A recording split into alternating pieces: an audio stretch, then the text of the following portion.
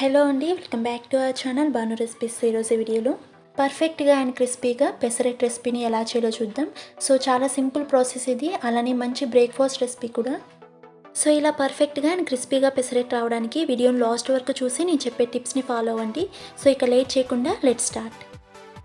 So ముందుగా దీనికోసం 1 cup పెసలైనా లేక ఇలా పొట్టు పెసరపప్పునైనా తీసుకుని ఓవర్ నైట్ అంతా నానపెట్టుకోవాలి. నెక్స్ట్ డే మార్నింగ్ వీటిలో వాటర్ అంతా ఫిల్టర్ చేసుకుని ఇలా మిక్సీ జార్లోకి వేసుకుని అలానే 5-6 పచ్చిమిర్చిని కూడా వేసుకోవాలి. ఇప్పుడు ఇందులోకి 1 టేబుల్ స్పూన్ సన్నగా తరిగిన అల్లం ముక్కలను వేసుకోవాలి. అల్లం కాస్త ఎక్కువగా వేసుకున్నా పర్లేదు, మంచి టేస్ట్ వస్తుంది. ఇప్పుడు ఇందులోకి 2 టేబుల్ స్పూన్ వాటర్ని యాడ్ చేసి మిక్సీకి వేసి మెత్తగా బ్లెండ్ చేసుకోవాలి. సో వీడియోలో చూపిస్తున్నట్టు ఇలా మెత్తగా అయ్యే వరకు బ్లెండ్ చేసుకోవాలి. సో ఇలా బ్లెండ్ చేసుకున్న తర్వాత దీన్ని ఒక మిక్సింగ్ బౌల్లోకి తీసుకుని క్రిస్పీనెస్ కోసం 1 టేబుల్ స్పూన్ బియ్యం పిండి, 1 టేబుల్ స్పూన్ శనగపిండి, అలానే తగినంత సాల్ట్ని కూడా వేసుకుని కొద్దిగా వాటర్ని యాడ్ చేసుకుంటూ దోశ పిండిలా ప్రిపేర్ చేసుకోవాలి.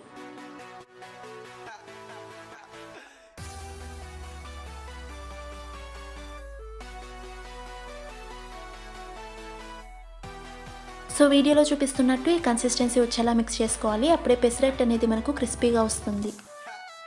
ఇప్పుడు స్టవ్ మీద ఒక ప్యాన్ పెట్టుకుని ప్యాన్ హీట్ అయిన వెంటనే దోశలాగా వేసుకుని కాస్త పల్చగా స్ప్రెడ్ చేసుకోవాలి.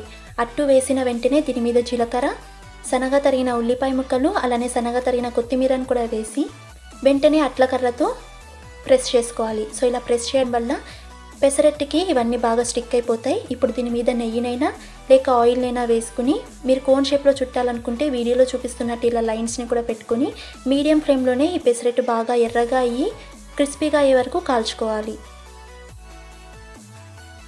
పెసరెట్ ఇలా బాగా ఎర్రగా కాలిన తర్వాత సెంటర్లో ఇలా 3 టేబుల్ స్పూన్ ఉప్మాను పెట్టుకోవాలి.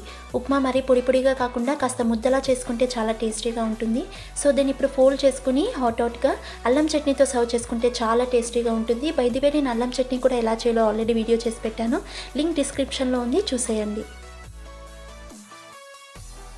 సో ఈ వీడియో మీకు నచ్చినట్టయితే వీడియోని లైక్ చేసి మరిన్ని టేస్టీ రెసిపీస్ కోసం మన ఛానల్ని సబ్స్క్రైబ్ చేసుకుని పక్కనే ఉన్న బెల్ ఐకాన్ని కూడా హిట్ చేయండి. సో నేను పోస్ట్ చేసే ప్రతి వీడియోకి మీకు నోటిఫికేషన్ వస్తుంది. And thanks for watching.